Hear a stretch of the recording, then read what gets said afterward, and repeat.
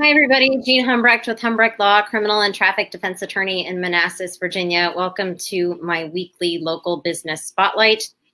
This is our series on how to start a successful business, not just how to start a business, how to start a successful business. And I have a very special guest today, Miss Michelle Davis Younger, owner. Hi. The1ForHR. She has worked in human resources for her entire career, I think, but I don't want to speak out of turn.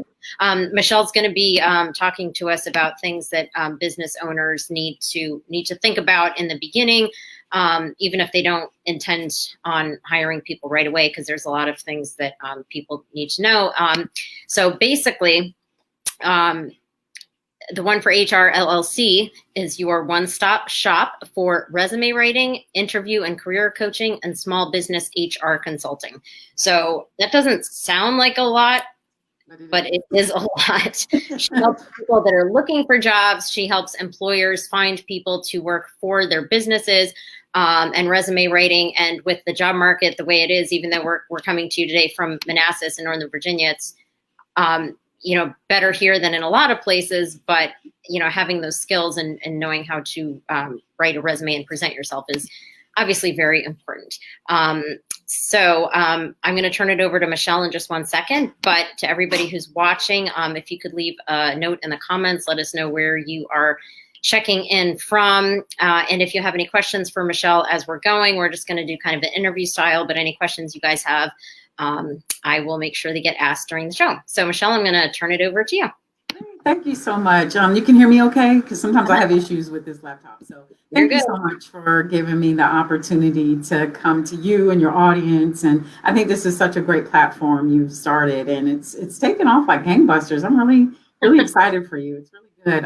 And to give me the opportunity, I have been doing this for, I was at my home first before I actually got a brick and mortar. But since about 96, but HR is all, human resources is all I've done.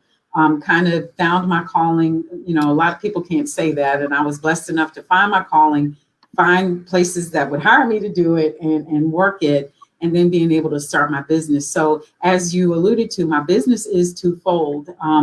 The one side of it is the HR consulting, where I typically will go into a small business, under 50. That's kind of my niche where I am. I like to do that under 50 because then you don't have all of those government regulations that fall on you. When you hit that 50, that's when affirmative action plans and you got all this other stuff. I like to focus more on the smaller because I can just be ad hoc.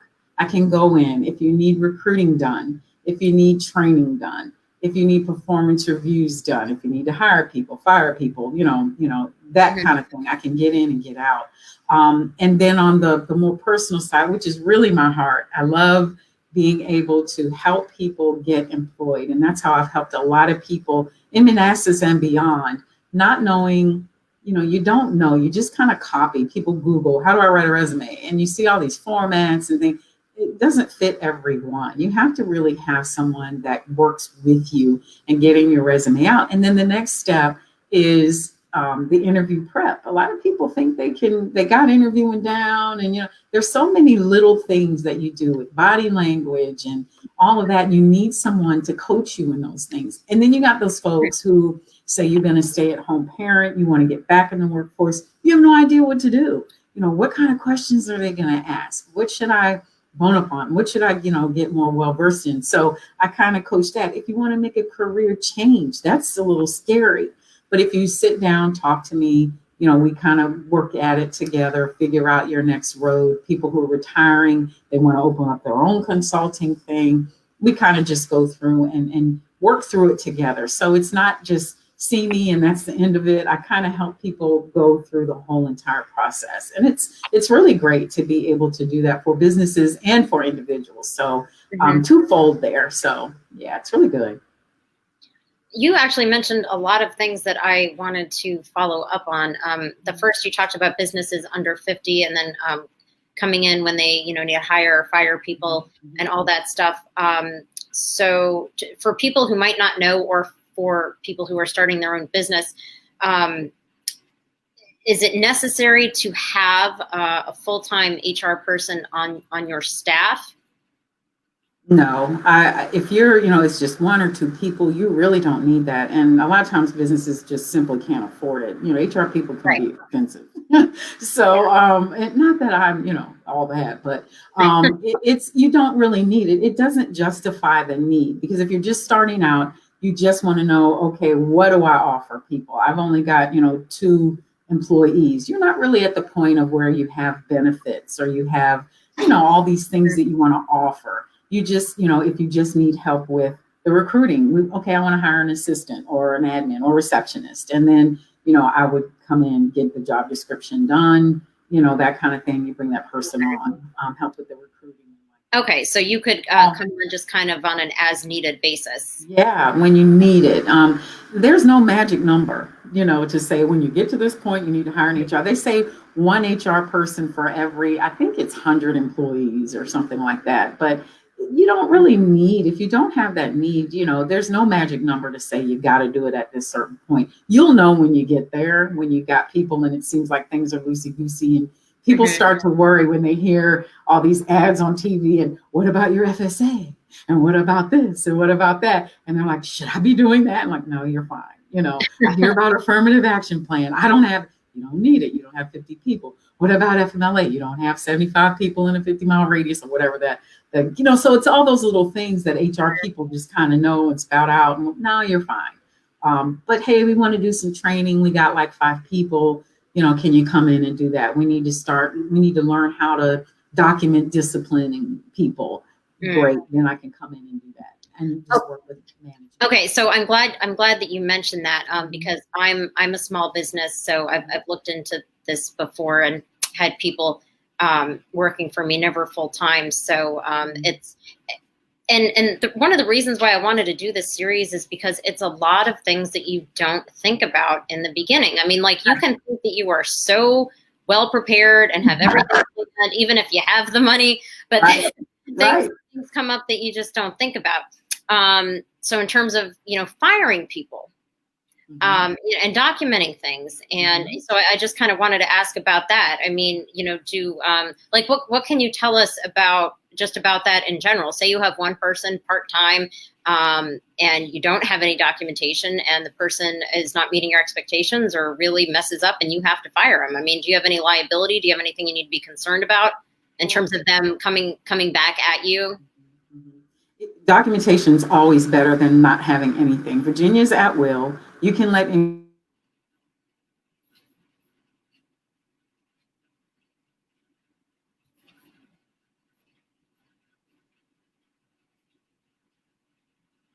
I think we're losing Michelle.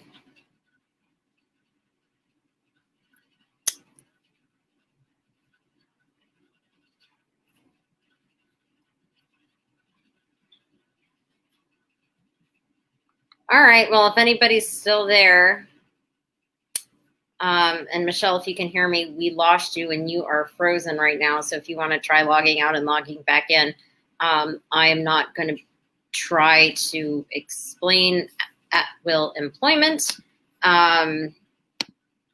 Very, very basic. Virginia's at will. So yep, there she goes. So that means anybody can, you can quit for any reason, basically, and you can let somebody go for any reason, but as long as you don't violate federal laws, and that is the extent of my knowledge on that. And hopefully Michelle will come back on. I'm going to have to entertain you until she does. I'm texting her to tell her to log back on. So basically, I'm just going to keep talking until Michelle gets back on the show. So in terms of HR and recruiting and documentation, if you're going to be letting somebody go, how many employees you're going to have, if you're going to offer benefits in terms of sick leave and what issues would qualify for termination, and do those apply to people who work part-time, full-time? Does it depend on the number of people you have in your business? Good afternoon, Mark. How are you? Throw in some questions while we're waiting for Michelle to get back. We lost her. So things that you don't think about when you start a business. A lot of people, when they start a business, don't have a lot of money and don't want to hire employees or don't need to hire them necessarily in the beginning, but there's all these things that you need to think about, because if your business does grow and is successful, you're going to need employees, and you're probably going to be at the point where you are desperate to hire and don't have a lot of time, and just make quick decisions because you need the help, and that's how people can get themselves in trouble. I am texting Michelle. We are live, so you are literally seeing what I'm doing. I'm asking Michelle if she's trying to get back on. Throw out some questions that I can ask Michelle when she gets back on the show. And then also the other part of her business. Yeah, Mark says, I bet most small businesses do not have help in this area. I'm sure that's true, because I mean, I was am a one person shop, and I do not have a full-time HR person. But Michelle even said that you don't even necessarily need a full-time HR person. It really, I guess, depends on how many employees you have, how big you are, and all of those issues.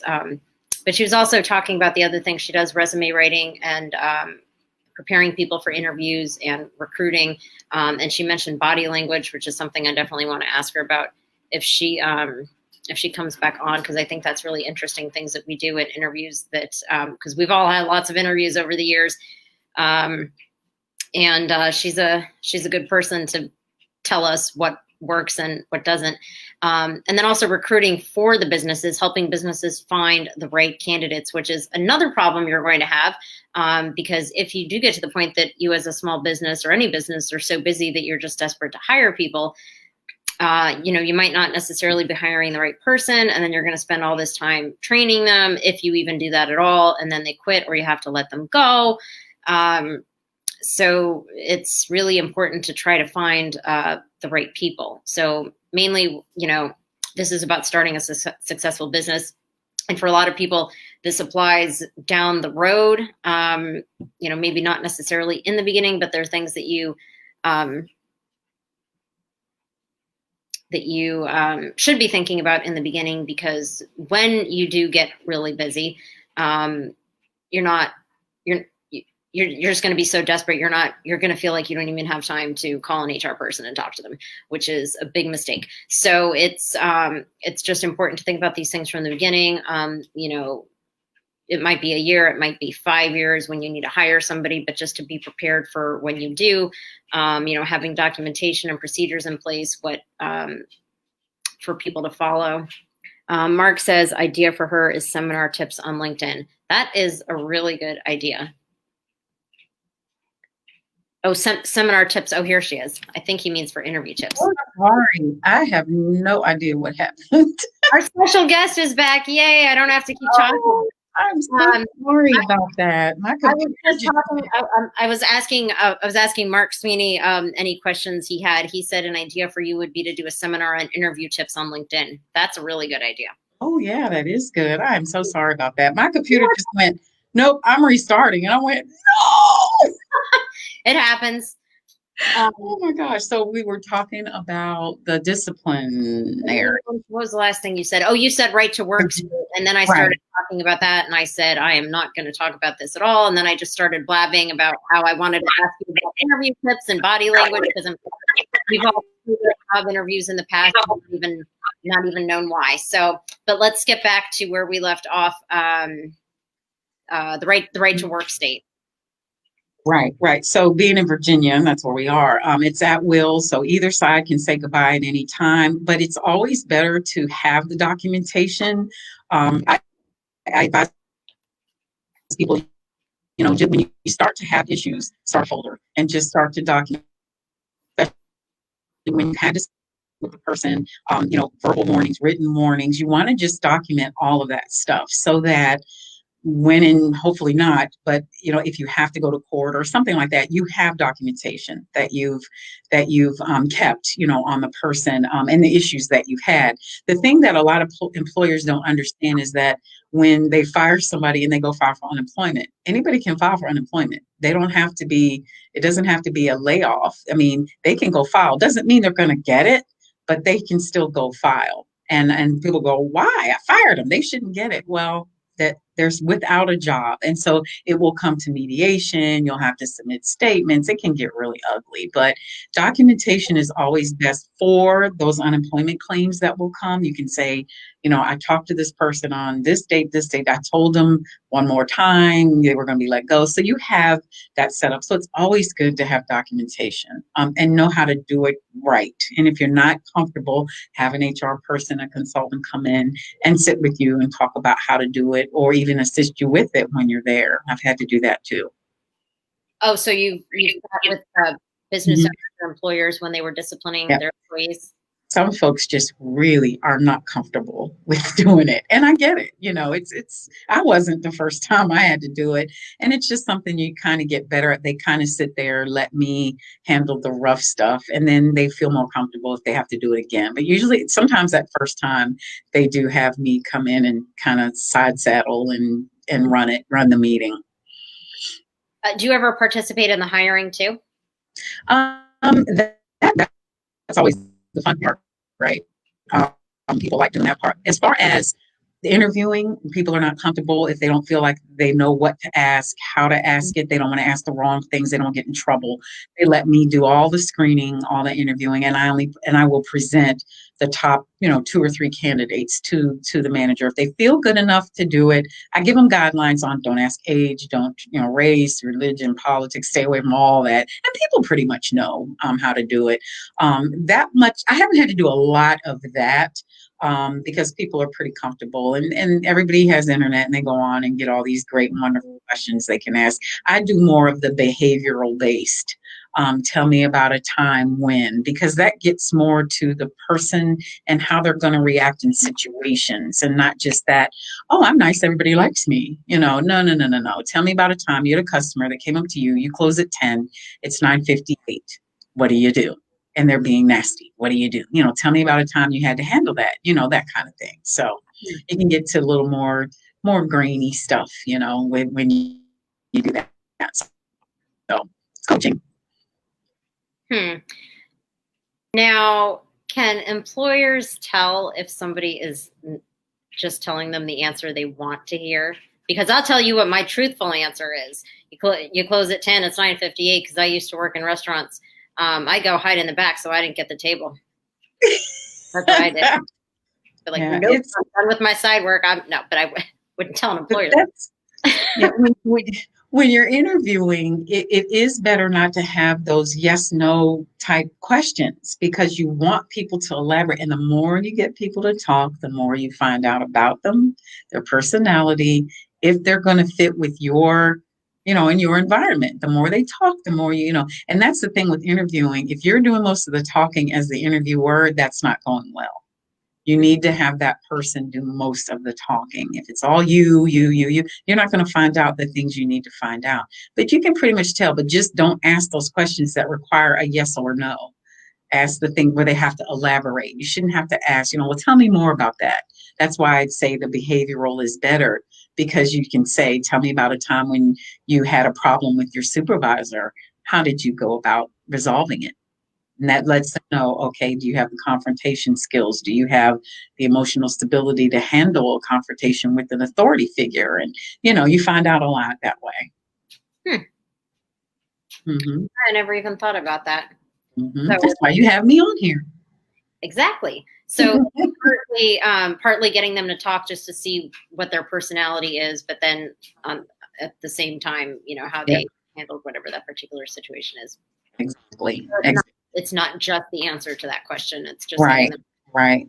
Have you ever done blah, blah, blah? Yes. Yeah. Okay. What am I going to learn from that? So, tell me about how it went for you. How do you, approach learning a new subject? Get them to just open up, ask different things. It's getting comfortable with that in the interview. And you want to avoid the halo effect, where you just, you see this person on paper and they're perfect. And then they get in front of you and they suck. And you're trying to make it fit because you love what you saw on paper and they're absolutely horrible. Don't give them that halo effect and answer questions for them. Don't lead them. It's just not going to work, because If you try to make that work, it's going to hurt you in the long run. You've put the halo on this person. They're so perfect. They're just exactly what I need. And then they get in front of you and they are, and you're stuck. So don't set yourself up like that, when you're interviewing either. I didn't think about that either. Mm-hmm. Mark asked, what type of small businesses are your focus? I do mostly government contracting. I do have one client right now that's an event planner. It's a little different for me, but a lot of her event planning is for the government. So some reason I just can't get away from the government contracting. That's my forte. That's where I'm comfortable. I know that environment. That's all I've ever worked in. I did work in healthcare for a little bit, but that was more of the HR process that I had to do. I was a recruiter and a trainer for Quest Diagnostics, actually. Didn't really care for the healthcare environment. I think the government contracting, subcontracting is where I'm the best at and what I'm comfortable with helping. I'm helping a client now that is a product, is it reseller? That's kind of different too, but HR is HR. It's kind of across the board, it's the same. There's little nuances and different, I have this one employer I'm dealing with now, they deal with commissions and draws and stuff like that. And I never had to do that. So I'm still learning some stuff because I just never had to do it, but they're government contractors as well. So that's where I'm comfortable. That's all I know really, is the government contracting world. Okay. Clearances and all that good stuff. Love finding people with clearances. Hard to do, but finding people with clearances to match them up with jobs. It's kind of difficult. The higher the level clearance you need, the more difficult they are. Needles in haystacks. You've got to have a good benefits package to entice them away from where they are. If they're in a good situation where benefits are paid and they've got all these perks, and you've got to make sure your benefits are on point to say, hey, you want to come over here? My 401k matches blah blah blah, and it's way better than we vest right away, and all these little things that you can do, little nuggets that will make people leave someplace, because finding when you need that cleared person, and you have to get extremely creative in many different ways to find them. Yeah, I was actually mentioning when you were trying to get back on that a lot of people, when they first start a business, don't need employees or don't think that they do, and then they get so busy that they do need somebody, and they are desperate and they are scrambling. So you don't have time to sit and write a procedures manual. You don't have time to sit and interview all the people, and then you might end up making, I know. What you want from me, right? You might end up making a hypothetical business owner, doesn't have time, might be desperate and just hire people. But you're talking about, finding that right, perfect person. So that is really important. But another thing is, a small business is not going to be able to offer the benefits that a bigger company is going to. I'm sure, health benefits, retirement, 401k, paid sick leave, all that stuff. So how does that really affect small businesses when they are, trying to hire, because they just don't, have the resources. They don't have it, right. And so you have to talk more about the work-family balance more so than the benefits part of it. I find that helps a lot of small businesses. Hey, we don't have, the 401k match. We don't have all of this, but we give, a bonus every December, or we give you, extra time off at the holidays, or those kinds of things that you do have control over. Your performance review, we give 3% automatically every year, no matter what, or those kinds of things tend to make up for what you lack in the benefits and things like that. You just have to. And what would work with a lot of the smaller employers that family environment, some people are really look for that. They look for the smaller. They don't want to be a number in a big crowd. You play up to that. We're not thousands of employees. The CEO can walk right by me and, hey, they know my name. Good morning, Jean. Whereas if you're at, a Micron or whatever, they'll know you. So you have to play up that strength to where, I can have a personal conversation with the CEO of the company. Some people like that, so you find those people, but being upfront about what you have and what you have to offer, the opportunities to grow, You're going to be getting in, and next year we're looking at being double where we are. And you'll be, on the cusp of that. You're, helping us meet this goal, making them a part of the growth of the company. And I'll offer that. I've had people offer that. If you help get us to $1 million, 1% of it is going to be yours, or something like that. Help them buy into the success of the company. That always helps. Mm-hmm. Yeah, that's actually that's a really good idea and a good way to put a spin on it too. Because again, I didn't think about that. I mean, the flexibility, the ability to get those bonuses and things like that. List of local GovCon. Oh, Mark is putting some links into the comments for us. He suggested, he said the Tower Club has a good government contracting group, and also the Washington networking group would be good. Great. Okay. Yeah. Thank you for that.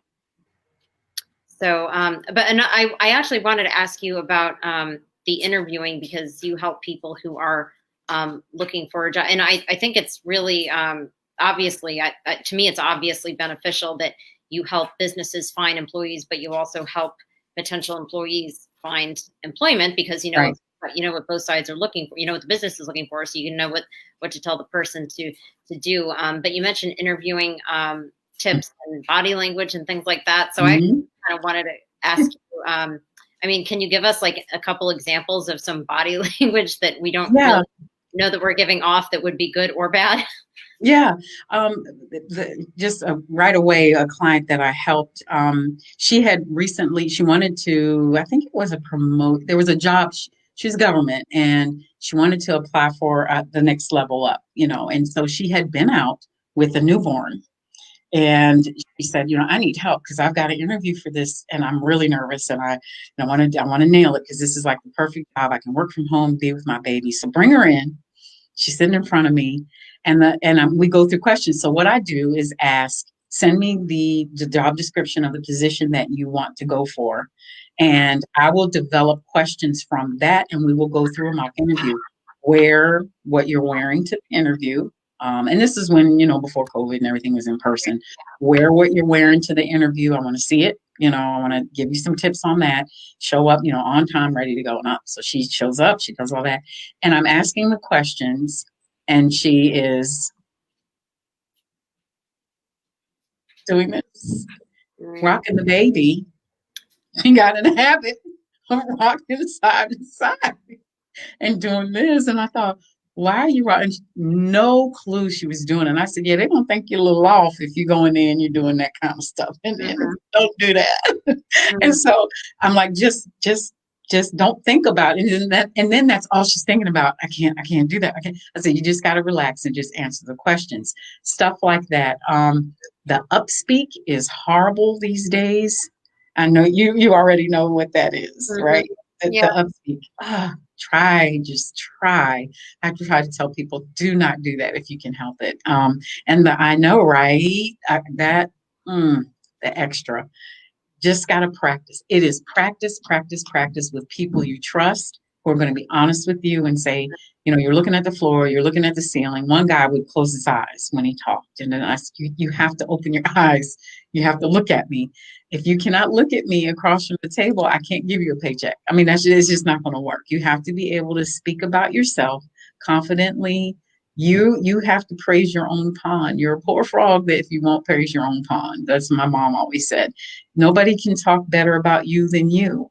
And if you don't believe it, nobody else is. So, the eye contact, the level of your voice, of course, not using the right words, and don't with your hands, and, that kind of thing. And it would just start the ums, the ahs, the wells, I had this one lady that would do that before she answered every question.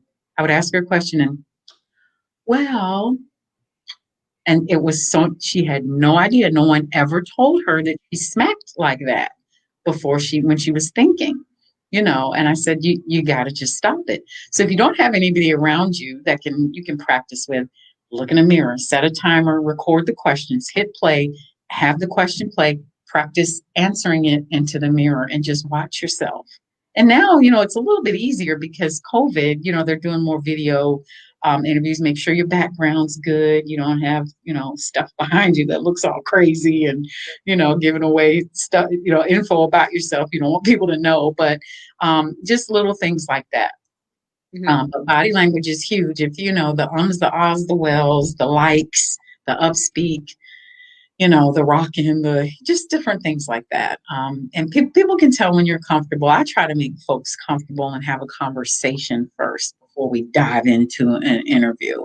But I put people through the ringer. I'm not very nice because I figure if I'm the worst when we're practicing, you'll be ready when you get out there.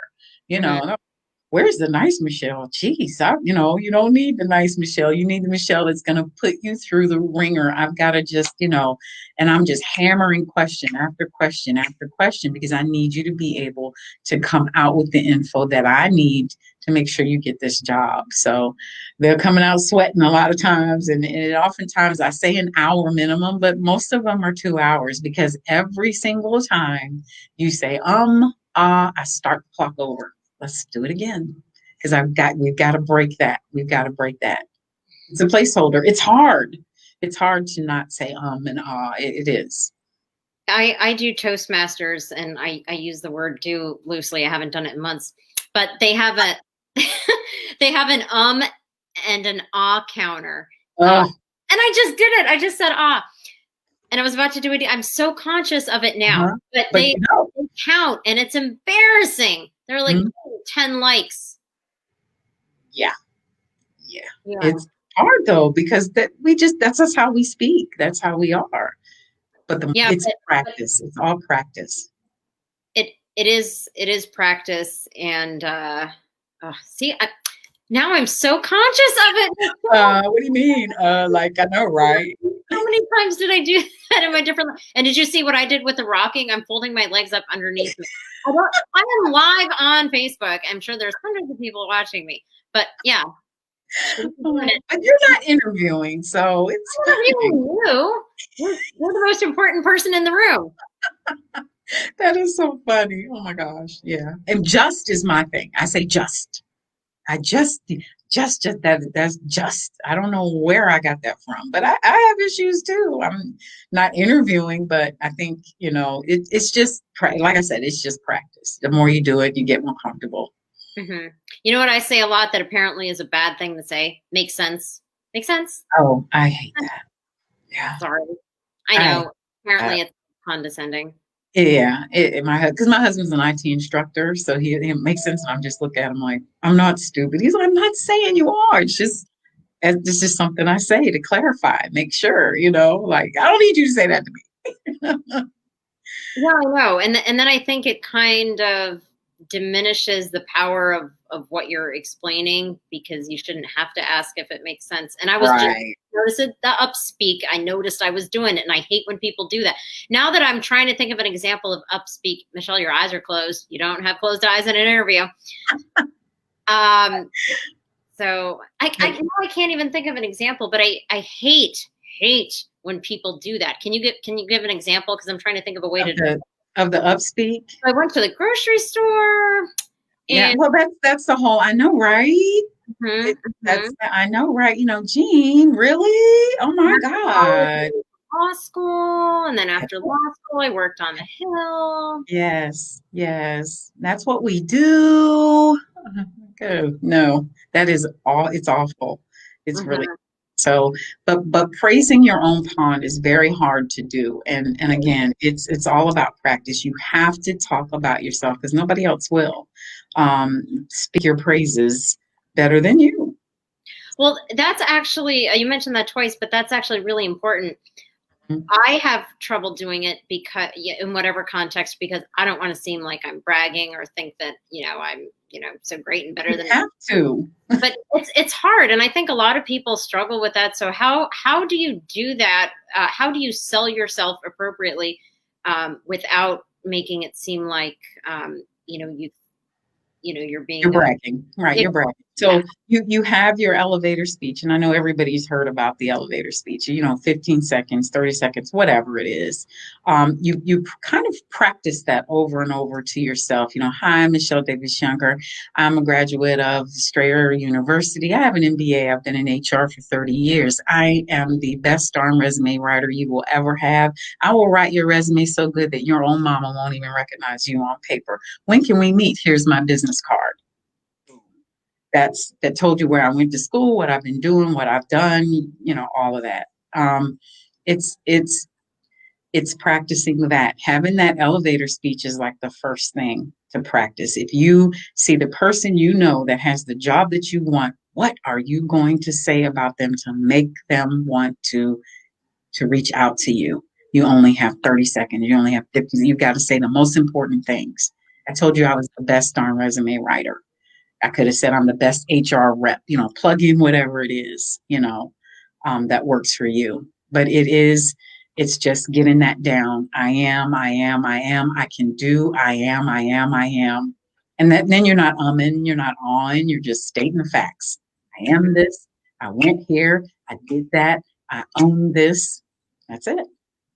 Putting it all together. It's practice. I think I answered your question. I hope I did anyway. I just did it again. I'm sorry, I'm looking for my cord. I was thinking more like, there it is again.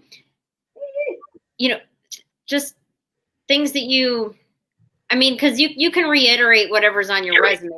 How do you explain, like, how do you sell yourself without sounding like you're bragging? Like in addition to just laying out all the things that you've done, how do you make them see that you're the best candidate for the job?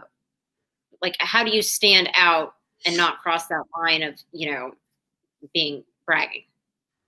Well, if are you saying like, so you've sent, like, you're in the interview, you've sent the resume, they brought you in, and they've asked you questions. So tell me why you're interested in this position. I've done A, B, C, D. You're looking for A, B, C. In my last 3 positions, I did boom, boom, boom. I accomplished, that's the big word of the day. I accomplished blah, blah, blah with, this amount of, years of work in this department or whatever in that area. So you're basically just sticking to the things that you've accomplished.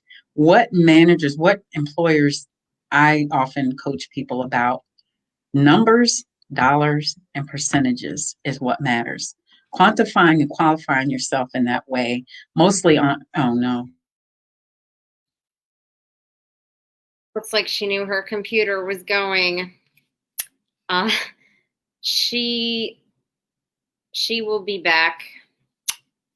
While it's just me, how about anybody who's watching want to throw out a good or bad interview story that we can entertain ourselves with?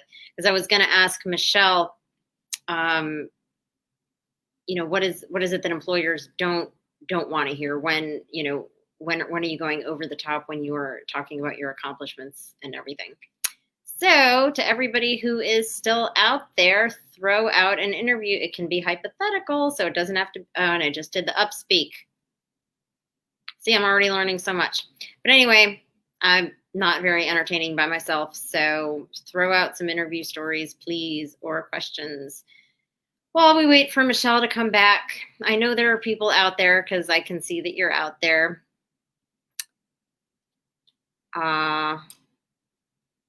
I can try to think of an interview story. When they ask about personal things, when who asks about personal things?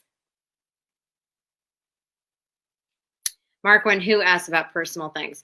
I remember one time I was interviewing somebody for a position, and they were talking about personal things going on in their life to the point that I think that it became a little inappropriate. It seemed inappropriate to me, the amount of personal information they were divulging. Another person in an interview, spent the majority of the time complaining about that particular person's current boss. That's something that I can tell you from my perspective was not good. So Natasha says being on your cell phone during the interview. Dude, who would do that? Yeah, I just said dude on my live. Seriously? In an interview for a position, they went way over the edge and it was creepy. Yeah, see, Mark, that's what I was talking about. Mine wasn't necessarily creepy. It was just inappropriate to be talking to a potential boss about all of those things. All right, Michelle is trying to get back in. Any more interesting stories? Anybody out there? I'm trying to think back on my interviews during the years, and I'm sure I made all sorts of mistakes, but I cannot remember right now. Seems like so long ago. But in terms of actually interviewing people, I know I have gotten better. The first interview that I did was terrible. But then after interviewing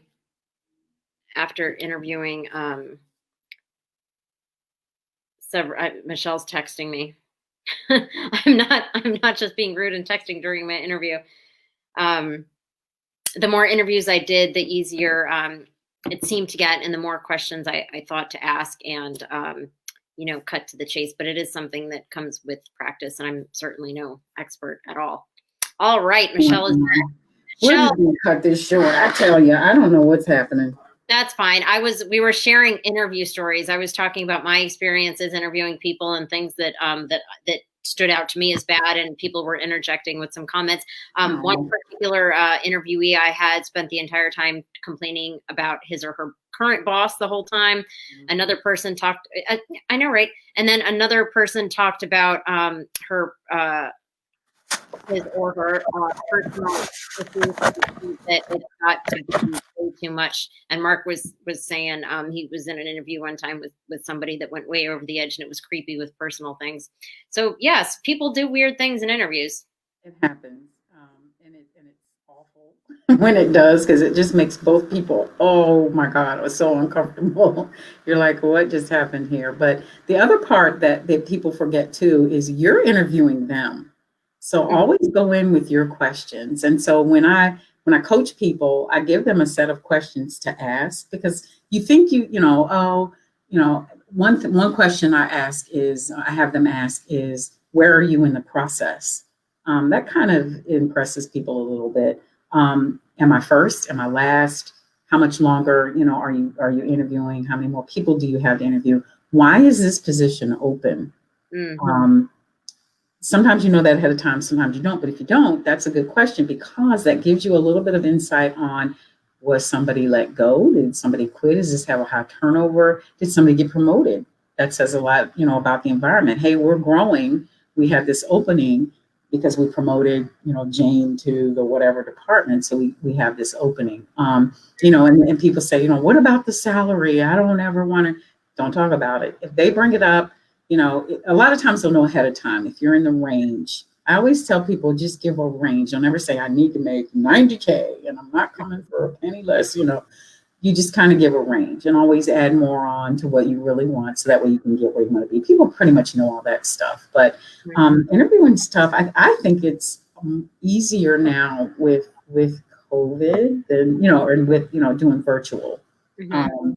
Some people say no, they'd rather be in person, but I think you're more relaxed when you're in your own setting, but the questions can still be tough, and you do have, it always helps when you do your research on the company, when you can tell them something. I saw where you just won this contract for blah, blah, blah, blah, blah. And, how exciting is that? And that means that you're going to be growing and bringing more people on. And, that's always good to do your homework on where you're going to go. If you go in person to a place, I always tell people, be nice to the receptionist, because they're going to ask how you treated her or him when you were waiting. And they're listening and they're watching. You're on the phone yelling at the babysitter or the whatever, her temper's really bad. I don't know. They're going to tell. So while you're waiting, just make sure you're on your best behavior. Yeah. Yeah, you should be on your best behavior in the interview. Right. But some people was like, oh, it can get a little testy sometimes, but they rely on the person at the door, at the front to give them some insight on how were they while they were waiting, kind of thing, Mhm. But Yeah, well, you mentioned a few years ago, geez, a few minutes ago, asking or inquiring as to why the position is open. Because I've actually thought that, and I think only recently, for the first time in my life, have I actually thought that when I've seen positions, not even anything I was applying for. I'd seen email, this, that. I'm like, why is that position available? uh Like, it's pretty yeah, pretty high up their position, and why are they interviewing? I would think that they have somebody like that they would already want to bring it. And I was thinking, I'm like, why is that open? right. The And person gets so if fired. it's I actually thought that, yeah. right, and a lot of times that will tell you, and if it's a family type organization, they won't have that kind of because they usually keep it within a family. If you don't want to work for that, I worked for that for years, saw a lot of stuff I didn't like. It just wasn't fair. A lot of it, like why do they not have to come to work and they still get a check? I mean, that just, because they have the right last name. That I don't particularly care to work in a family type environment, but Mhm. but then I've worked in other family businesses where they treated the kids the worst of all. It's like, wait a minute, I'm your kid. But they really were really doing really hard on them. And I don't know, you just find the balance in that. Mhm.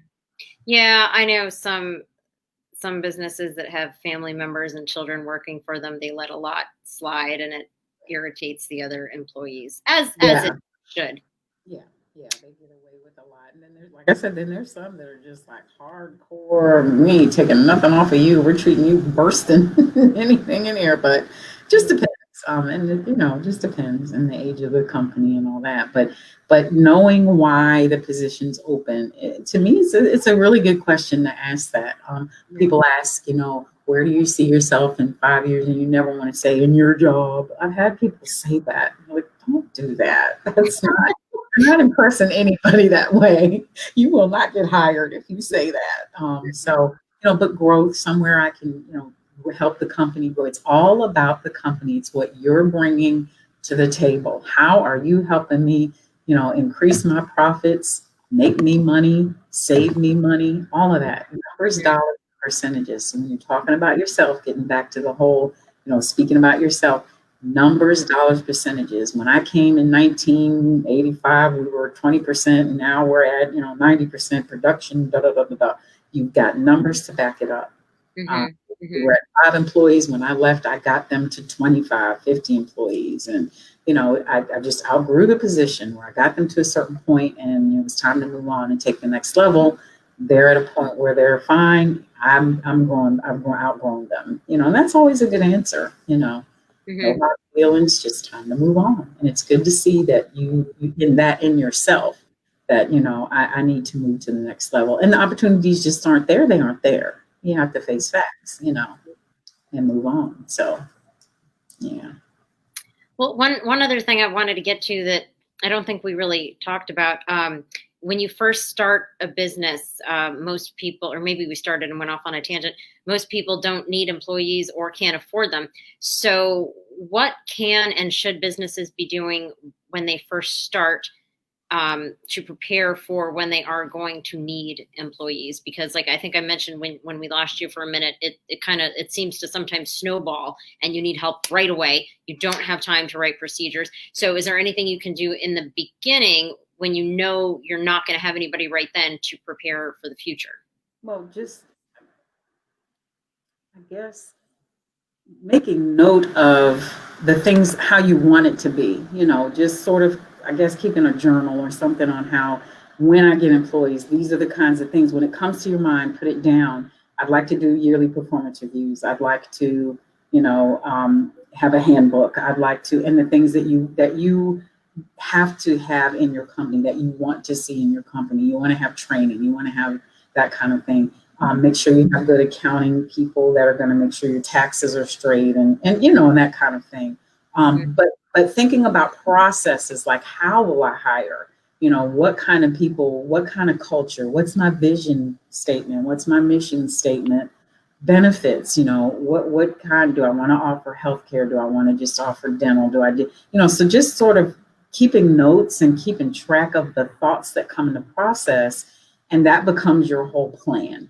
Um, because you don't know what you don't know, and just when you come to an HR consultant, say these are the things over the last 3 to 6 months that I've been thinking about. Organize them into those areas. In HR, I want this benefits. I'm thinking this. I've worked places where they've offered this or they've done this, and then just kind of put it together. I hope that kind of makes sense. It's hard to, when you don't have the need to know what you need, Yeah, I know. when I get to this point and I have people, I want them to say great things about my company, that I have good benefits, that I have a good, PTO plan. Do I want to offer PTO? What's my holidays going to look like?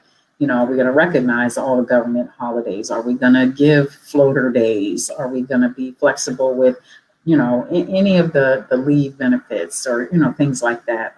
But making note of it and keeping that together so you can bring on the HR person and say, here you go, have at it, set me up, how you want to bring people on, word of mouth. People don't want to sometimes put out word on the street that they're looking. They'd rather have referrals. So how who you trust to go to say, hey, I'm looking for somebody. I really don't want to put an ad out because I don't want to get all that crap back. People that are just applying for stuff and they know they don't fit it. And you have to move through all that. Sometimes it's better to just do referrals, in these different organizations that, because I went with, what's that one that Kim goes to, B&I? Yeah, B&I. B&I, yeah, I went to that a couple of times. So that's a good networking, way to meet people. And you just say, I have an opening, if anybody knows, and you kind of people that you trust already. And you just sort of build it that way.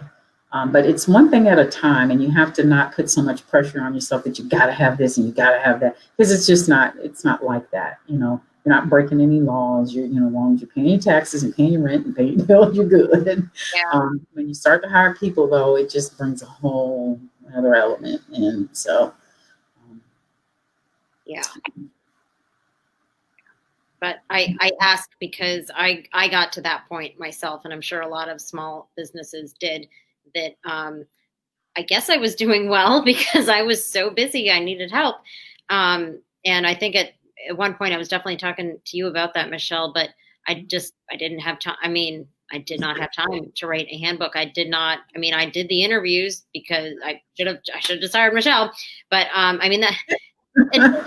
first of all, it takes time, out of what you do, because when you are the business owner, you do, until you have help, you do everything. So when you were doing the interviews, that is your time that you are not working, doing what it is that your business is. You're not, that's not your full-time job.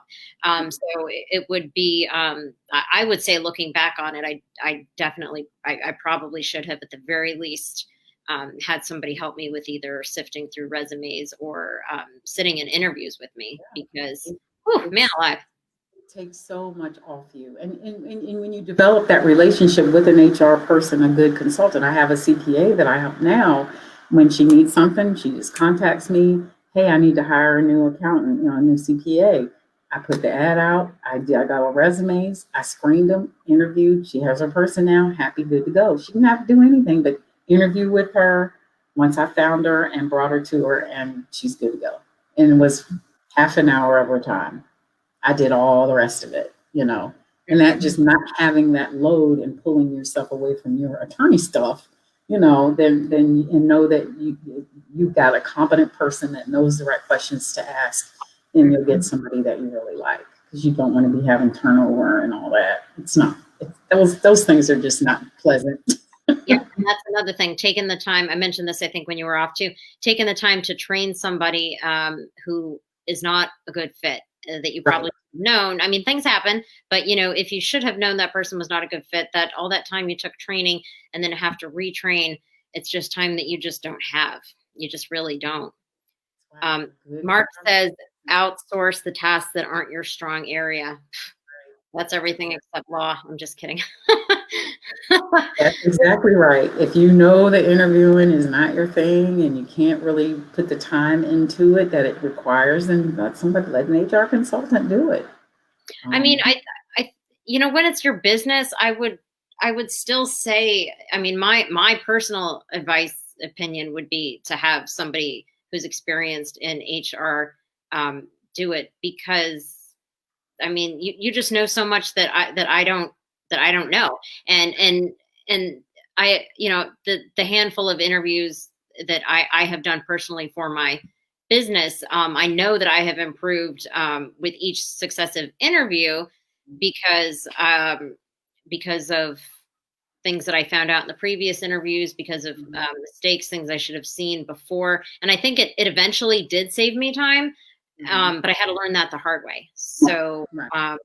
Save you the heartache up front, and having to go through all that. And you got better as you did them. You knew what to ask and how to ask it. I did, but if I would have had you, or any HR consultant, it probably would have saved me a lot of time. Right. Yeah, absolutely. Absolutely. Live and learn. So, yeah. But anybody that needs help, but not crying over it. We're just saying that's why we need to go to people like Michelle. Just I do. Yeah. Well, is there anything else that we didn't touch on that you want to talk about? Anything with your business or interviewing or hiring? So I think we covered a lot. Sorry for the interruptions. It's just computer from hell day. I don't know what's going on. I got like 3 laptops down here. This is crazy. But no, I think we covered, from the interviewing to the hiring, the small business help. That is when you find a person like me that small is really what they do. That's worth its weight. I think because you don't need a full time, and people get pressured into feeling like they do, and they don't. Just because you have 5 people, you still don't need a full HR department sitting, around. You can get what you need done ad hoc, just as you need it. So, and don't get scared of what you see and hear from other businesses and nightmares that they had about being sued and all that. There's always ways you make things work. So definitely. But this was good. No, I think we covered a lot. Yeah, we did. And Mark apparently thought I was doing a good job tap dancing while we were waiting for you to get back. I'm so embarrassed. That has never, ever happened. I kid you not. I have done so many interviews and Zooms, and that has never happened. Maybe once when it went down. Okay, I play, and then, but twice, it's like, oh my God, you got to be kidding me. That was just crazy. Oh, you know what? Just one quick thing. What does somebody do if that happens during a Zoom interview in the age of COVID? What do you do? How do you handle it? Just plug back in and apologize profusely like I did. There's nothing you can do. I mean, it is what it is. Technology. What do so sorry. I did pay my bill, obviously, but things happen. You make humor, humor is my thing, my go-to. If humor is not your go-to, please don't do it, because you will just look stupid. But try to make it, make it light, make light of it. Hey, it happens. Sorry, I'm here now. You got the best parts of me. You got to see me more than once. I don't know. Good joke out of it, but it just, you have no control. It just happens. Technology, it's a wonderful thing. Well, while I was tap dancing by myself there, I noticed all the things that you were talking about, the ums, the upspeak, and I said, "Oh no, I just did it! I just did the upspeak," and I went like that. It's okay. You probably don't do it. You're paying attention now, so it's probably not as bad as you think. Well, I am paying attention. You see, how often do I do it when It's okay. I thought I was good at public speaking. You are. You are good at it. You are. It's just you're paying attention right now. So this was my interview, not yours. So. Well, it was my interview of you, but it was also your interview of me. You're fine. I give you an A. You're good. You're good. Oh, Jesse says he likes casual interviews. Oh, I'm sure he does. Hello, Jesse. I know that name. Well, is that ever appropriate? No. I mean, no. It really is not. If an interview is an interview, they're trying to get to know you. I mean, if they know you and it is a casual type thing, you should know that up front. Like this, they should say, this is informal, this is casual. We're not gonna, call me Bob and that kind of thing. You just have to gauge it. I wouldn't get overly comfortable and say whatever because you never know when you're going to hit a button for somebody. You always want to be politically correct and all that.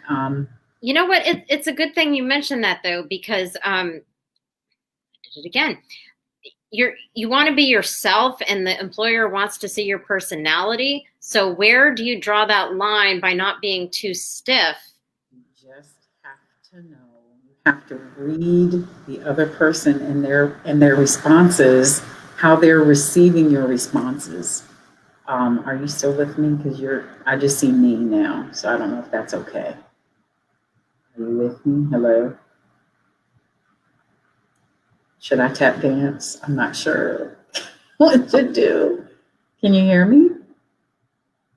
Are you there? Hello? Hello? Hello?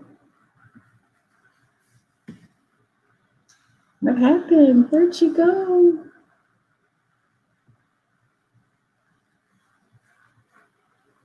Hello?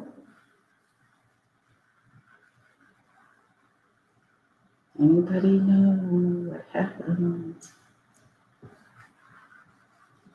Gremlins. We have gremlins. They're attacking our system. I do not understand what is going on with this feed today. This is crazy.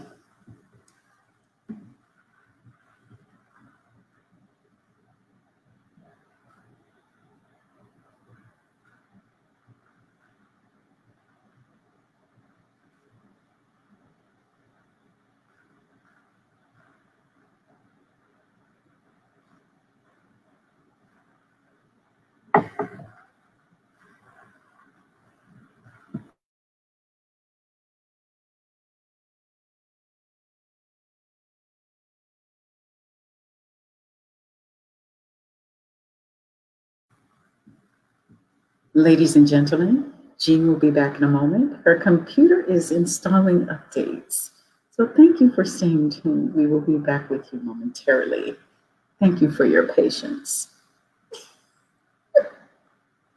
One moment and she will be back. I cannot believe this is insane. The computers today. What is it? End of the year. She is coming back though. And I think we're not going to push our luck and try to keep going. I think we'll wrap this up because we are not doing well here. I bet she has not had any problems like this before. This is just insane. But I have enjoyed being on and giving tips and hope that I was able to help some of you small businesses out there. And if you need to reach me, I think I only have my Facebook page right now, which is The1ForHR Facebook. I was busy doing some other things, and my website, I didn't renew my website. So I'm still debating on whether I want to do that or not, because a lot of my business I get from word of mouth, and people just, come to me through that way. And I have 4 clients right now that I'm supporting, and that kind of keeps me busy.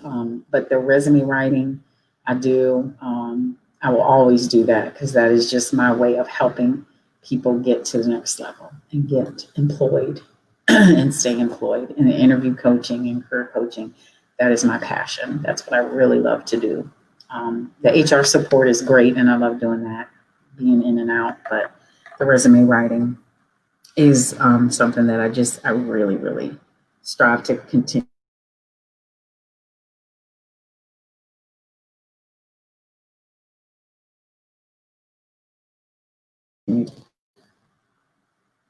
So hopefully she will be back on soon. Hopefully.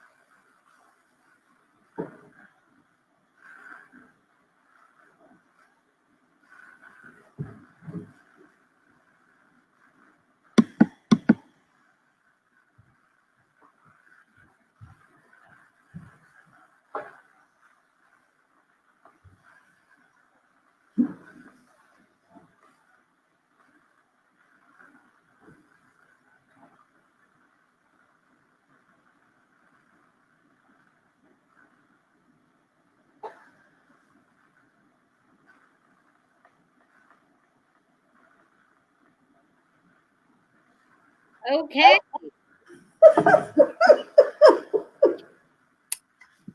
Anybody still there? Oh my God, this is incredible.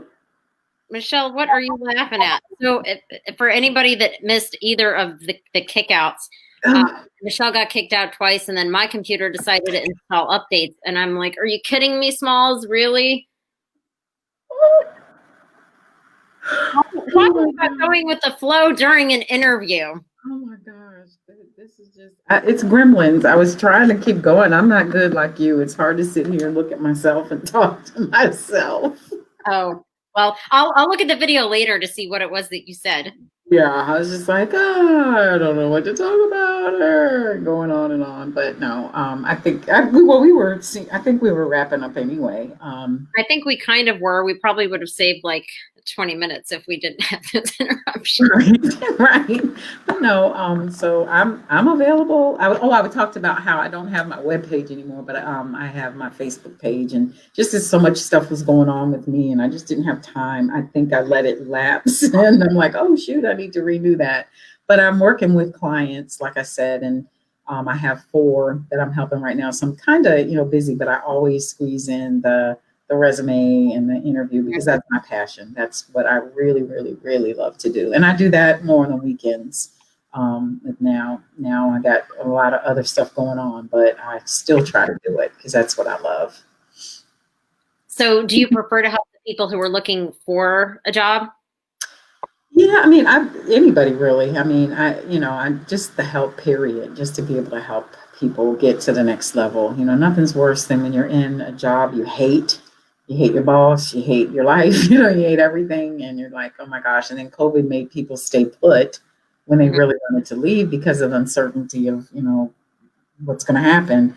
People weren't, so I wasn't really busy when it first hit, but now, and now we're going through this second wave of whatever's coming. Gosh, people are still hunkering down and they're not really out there looking. I'm helping more like college students. I help out. I give them discounts. Veterans, I give discounts. And all this was pretty much before COVID. Just college students trying to help them figure their way. I got this degree in communications, and I mean the world is, you can pretty much go anywhere with that.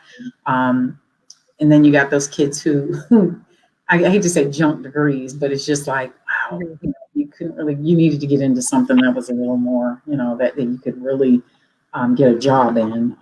And some kids are just really struggling to get the help they need. So I just try to give them all the tools I know, everything that I have, in my little toolkit to help out. There's a site called when you're trying to do your resume and you're trying to make sure that you get all the keywords for the recruiters, when you're putting it out there on Indeed and all these other places, there's a website called worditout.com. I don't know if a lot of people are aware of it, and maybe may not, but it's really cool because when you go there, it allows you to, on one side of the screen, you put in the description of the job that you're applying for, and then it spits out keywords on another box on the screen. It bolds and makes bigger the ones that you absolutely want to make sure are included in your resume, which is good. And so you go from there, build your resume. The one thing that my mission with resume building, telling people, is your resume needs to speak accomplishments and not regurgitate duties. I know what a receptionist does. I'm hiring one. I need you to tell me what you did at other jobs that made you the best receptionist. And that's, again, the numbers, dollars, percentages. If you just say answered phones, took messages, delivered mail. But if you say answered a 10 keys switchboard for 5 departments supporting 6 managers, 100 calls a day, that paints a really much better picture of you accomplishing things. How was that job on day one when you got there, and how is it now? It shouldn't be the same. And people don't give themselves enough credit for what they do. And I always tell people, when you start a new job, start a new journal, because you're going to forget. If you're on a team, Two people leave, Jean can handle it, let her pick up the slack. Those are responsibilities that you were not hired for, but you had to jump in and do. That's not your job, but that's a skill set that you're picking up and learning that will be valuable somewhere else. And people say, "Oh, I'm just doing my job." No, that's a skill that you were hired to do this, but you got thrown into this.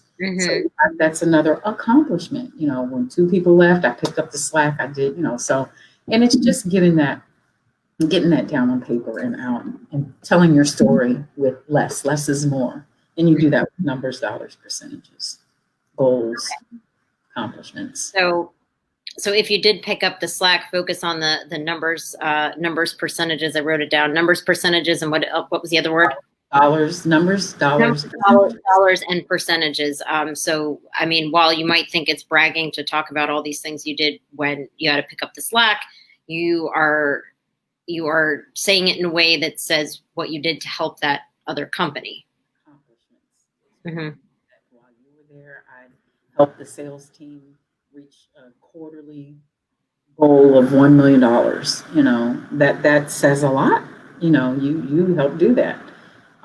So yeah, all of that numbers, dollars, percentages is how you tell a story without using a bunch of words, because you do not want your resume to read like a novel. Bullets are bullets. And I hate when I see people put bullets in and they have like 2 lines. No, a bullet is your first bullet is your best bullet, your best shot. Why I want this job. And it's quick, to the point. It's not complete sentences. That's a paragraph. You just got to say what you got to say. And then again, numbers, dollars, percentages as much as you can, and speak to accomplishments. That's how you paint the story of Jean. This is what I've accomplished. This is what I've done. Why you want me and in your position. Yeah. So, but this was great. Yes, it was. Sans the interruptions. You are a very busy lady, so I really appreciate your time here. We did learn a lot. I'm thinking about my quasi.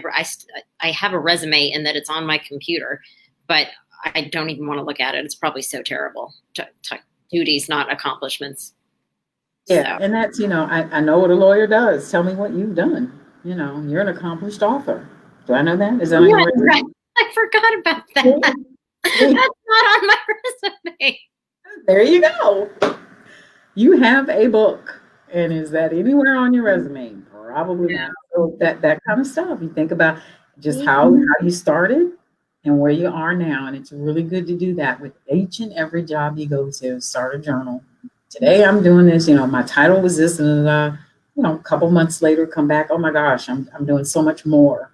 I was given this and I did this, and and just keep it, because you will forget, especially if you've been somewhere a long time. And you go to do your resume, you're like, oh God, I got to think about everything that I did. And you just flip open to your journal and everything's there. Yeah. That's a really good point, because there are things on my resume that I forgot about. I mean, now they don't matter at this point in my life, but still things that I have done in the past that I totally forgot about. Yep, that's it. Yeah. I'm glad I put it on there.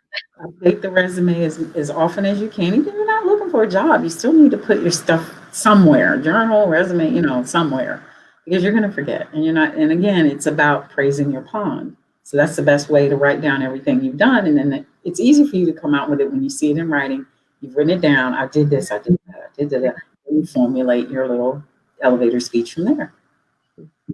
But it's not even just about a job. I mean, you should have an updated resume if because you never know when you're going to be looking for a job. But that comes in handy too. Like, not that I'm doing this, but people apply to be a judge. I mean, you apply for things. You try to get in groups, win awards. Whatever it is. You need to have all those things lined up, so you're not just sitting there thinking, what did I do 3 years ago? And bios too. I review bios for people. One lady asked me, oh my gosh, this was a first. She asked me she said, you're such a good writer. You took everything I did and just made it sound so great. And I said, well, I've been doing it for a while. And she said, have you thought about writing for personal ads? And I thought, my God, no. I have not thought of that. And she's like, it just, you just make words come to life. And then she's like, that might be something you want to think about. I'm like, oh, okay. I don't think so. But, it was a good compliment. Yeah. Like, okay, I can do that. I don't know. But yeah. Yeah, but then you said, you want to make sure that the person that sounds great on paper actually shows up to the interview. Yeah. Yeah. You want to make the personal thing. You want to make sure it marries and it's the person you're getting. So, but no, this was great. I appreciate it. The opportunity to address your audience. And my audience appreciates it too. Everybody loves you, Michelle. Thank you so much for taking the time. We really did learn a lot. I'm actually more than embarrassed. I'm mortified at the things that I know are on my resume and the mistakes I made over the years. But hopefully, I'll be doing the interviewing for. Yes, and I can help you. Yep. And anybody reach out to me on Facebook, in the email, the1forhr@gmail.com. Pretty easy. I'm gonna write that right there. The1ForHR@gmail.com. And I'll also add your Facebook page in the comments later. So yeah, anybody that's watching the live or the replay later, because I know some people will and do, Michelle handles any of your HR needs, from hiring, documenting, being involved in, I guess, the discipline, the firing, recruiting the right people, going through the resumes, saving you time doing that, also helping people find jobs, working on their interview skills. And there is a lot involved in that, like not saying not walking in your chair on the Zoom interview, things that we. Sorry? Upspeak. Yeah. Like that time we went to the interview and it was really bad. Oh my gosh. It was so wonderful. I just love you. Oh my God. It's been so long, right? Yeah. I know, right? I'm going to stop doing that. But yeah, don't do that on your interview. So anyway, I think that's pretty obvious, but apparently it's not, because people do it. And I'm noticing that the upspeak, and yeah, so I'm really glad that we did this because it's helping me. So thank you. Yes. And we can do it again. We'll make sure all our computers are charged and no updates and all of that, and we can do it again. I'll have 2 computers. But yeah, so basically everything from looking for a job to hiring to firing to preparing, even when you don't have employees yet, Michelle is the person for you. The one for HR. That is such a great name for a business. I love it. And I bet you came up with it yourself because you're good at writing. I did. Give myself credit. I did. Yep, you're praising your pond, right? Indeed, I am the one. Well, thank you again so much, Michelle. I really, really appreciate your time. We've been on this about an hour and a half, and there are still people there. So thanks for hanging in there, y'all. Or coming back, whatever. But either way, thanks again, Michelle. I know I will see you soon, and have a happy New Year. Same to you. Thank you, Jean. Take care. Bye. Okay, bye-bye.